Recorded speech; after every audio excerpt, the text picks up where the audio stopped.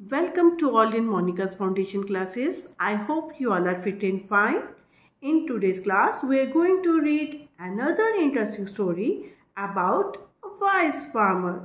In the previous video, I shared a story about Bal Ganesha and a cat. You all must have seen it by now.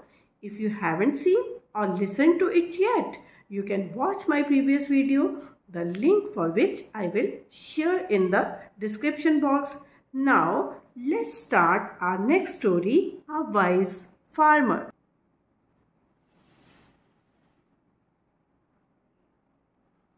A farmer had 3 sons. एक किसान के 3 बेटे थे. They were very lazy. वो बहुत आलसी थे. एक किसान था, उसके 3 बेटे थे. तीनों के तीनों क्या थे बेटा? बहुत आलसी थे. His sons did not take care of his farm.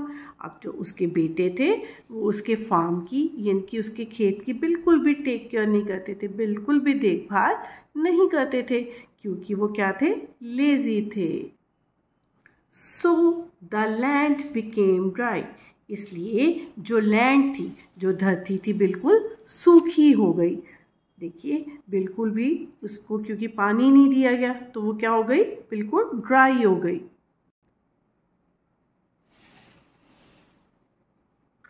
One day the farmer got very sick. अब एक दिन जो किसान था वो बहुत बीमार हो गया. He called his sons and said. अब उसने उनको बुलाया अपने बेटों को और बोला, Dear sons, there is a big pot of gold coins in our farm. अब उसने अपने लड़कों को बुलाया और कहा, प्यारे पुत्रों, एक जो हमारे फार्म में एक बहुत बड़ा पॉट है. किसका? गोल्ड के कॉइन्स का, जिसके अंदर की सोने के बहुत सारे सिक्के हैं. Dig the farm and take the pot.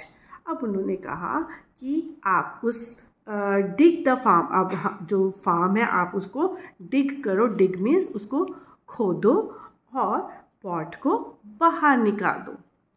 After few days, the farmer died. अब कुछ दिनों के बाद जो फार्मर था वो क्या हो गया बेटा? Died means मर गया.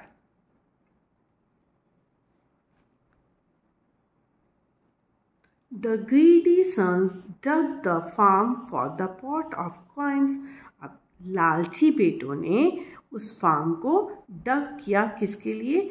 जो कॉइन्स का पॉट है, जो सोने के सिक्कों से भरा हुआ जो घड़ा है, उसके लिए उन्होंने, जो उसके लालची बेटे हैं, उन्होंने क्या किया? उसको सारे फार्म को खोद दिया. But the pot was not there. But वहाँ पर तो उनको कोई भी पॉट नहीं मिला क्योंकि वो क्या थे? बहुत ग्रीडी थे. उन्होंने क्या सोचा कि अब हम फार्म को खोदेंगे और उसमें से क्या निकलेगा? सोने के सिक्कों से भरा हुआ पॉट निकलेगा. After a few days it rained heavily. अब थोड़े दिनों के बाद बहुत भारी बारिश हुई. As a result rich crop grew in the farm.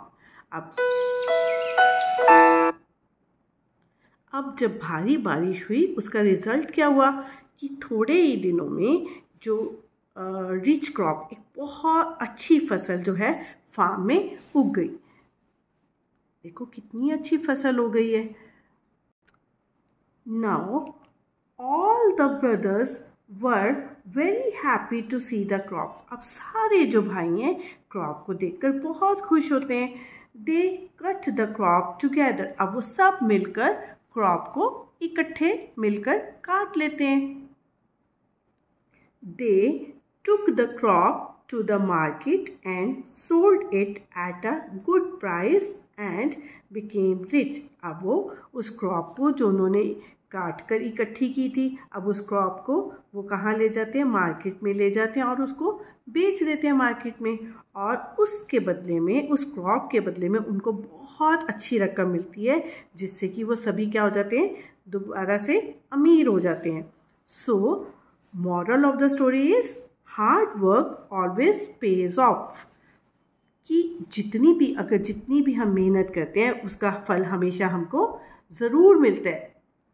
सो बच्चों, आप भी प्रॉमिस करो कि आप भी हमेशा हार्ड वर्क करोगे, जिसका कि रिज़ल्ट आपको फ्यूचर में ज़रूर मिलेगा। सो कैसी लगी आपको ये story? I hope you all like this video. If you like this video, please like, share, comment and subscribe to my channel, that is Monica's Foundation Classes. मिलते हैं नेक्स्ट वीडियो में. Till then, have a good day. Bye.